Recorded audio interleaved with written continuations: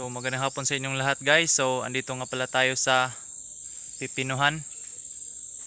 So tingnan natin. Gamit gihapon. So bali ito yung mga pipinuhan. So hanggang doon sa dulo.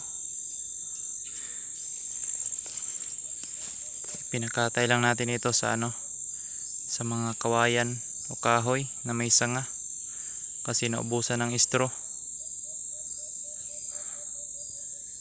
So mga 2 months after, so makakabunga na ito at makaka-harvest na tayo.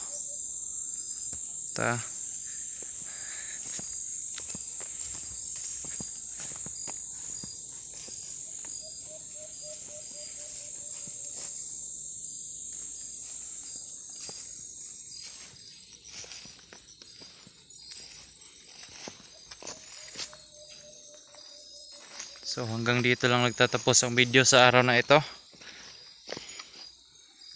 Maraming salamat sa panonood at huwag kalimutang mag-subscribe, like at share para laging updated sa ating mga video.